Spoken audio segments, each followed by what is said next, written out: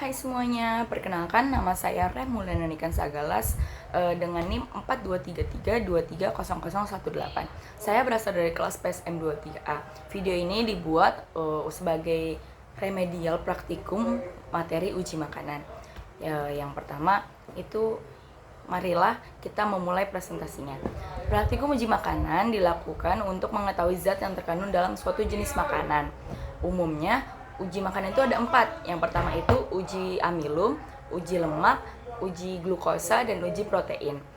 Zat makanan berupa amilum, glukosa, protein, dan lemak diperlukan tubuh sebagai sumber nutrisi. Tujuan praktikum yang kami lakukan ada 3. Yang pertama itu untuk mengetahui kandungan zat yang terdapat pada suatu jenis makanan. Yang kedua, untuk mengetahui cara mengidentifikasi setiap zat yang terkandung dalam makanan.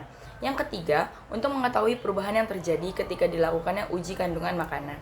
Alat dan bahan yang kita butuhkan, alatnya dulu ya. Alatnya itu yang pertama ada tabung reaksi dan raknya, ada pipet tetes, ada cawan petri, ada mortal, spatula, pembakaran bunsen, penjepit tabung reaksi, ada lugol, kertas buram, benedik, biuret, NaOH, dan CuSO4, ada korek api, dan ada tisu.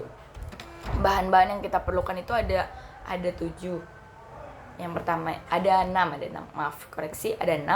Yang pertama itu ada roti, nasi atau jagung. Yang kedua itu ada kedelai atau kacang hijau. Yang ketiga itu ada putih telur rebus, dan yang keempat itu ada pisang. Yang kelima itu ada kemiri. Keenam ada margarin, dan bahan-bahan ini bisa ditambahkan sesuai keinginan ya. Habis itu di sini ada prosedur. Prosedur di sini kita akan menjelaskan tentang prosedur uji amilum, prosedur uji lemak, prosedur uji protein, dan prosedur uji glukosa. Yang pertama itu prosedur uji amilum dulu ya. Yang uji amilum itu menggunakan kertas lugol atau kalium iodida. Cara kerjanya yang pertama, ambil 6 jenis bahan makanan yang sudah dipersiapkan sebelumnya, yaitu roti, kedelai, putih telur rebus, pisang, kemiri, dan margarin. Haluskan setiap jenis makanan yang berbentuk padat seperti roti, kedelai, putih telur rebus, pisang, dan kemiri. Habis itu kalau udah dihaluskan, kita letakkan di masing-masing cawan petri. Cawan petrinya yang berbeda-beda ya setiap jenis makanan, jadi diletakkan di cawan petri yang berbeda-beda. Yang keempat itu beri tanda untuk masing-masing makanan. Dan yang kelima itu tetesi lugol di setiap bahan makanan yang sudah diletakkan di cawan petri tadi. Terus yang keenam itu amati apa sih yang terjadi, habis itu kita catat hasilnya. Adapun prosedur uji lemak. Prosedur uji lemak itu menggunakan alat kertas buram. Cara kerjanya yang pertama, siapkan kertas buram. Terus habis itu yang kedua diolesin setiap kertas buram itu. Jadi kertas buram itu dibagi-bagi. Lalu diolesin jenis-jenis makanannya seperti roti, kedelai, putih telur, pisang, kemiri, dan margarin yang tadi sudah dihaluskan ya. Yang bahan-bahan keras itu tadi yang udah dihaluskan itu bisa diletakkan di kertas buram. Terus habis itu prosedur yang ketiga, memberi nomor pada tingkatan transparansi kertas buram. Jadi untuk nomor 1 itu berdasarkan yang tingkat transparansinya itu semakin paling tinggi lah. Terus yang keempat itu catat, amati, dan catat hasilnya. Habis itu ada prosedur uji glukosa. Pada prosedur uji glukosa ini kita memerlukan larutan benedik, itu filling A dan filling B. Yang pertama itu siapkan 6 tabung reaksi dalam raknya.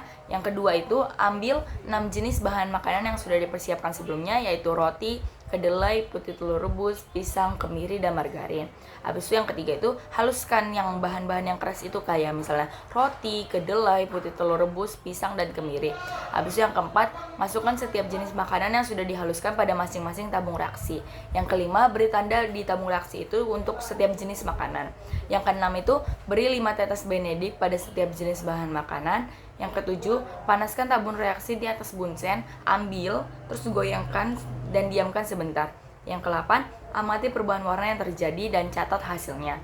Yang keempat itu ada prosedur uji protein. Prosedur uji protein ini memerlukan larutan biuret, NaOH, dan CuSO4.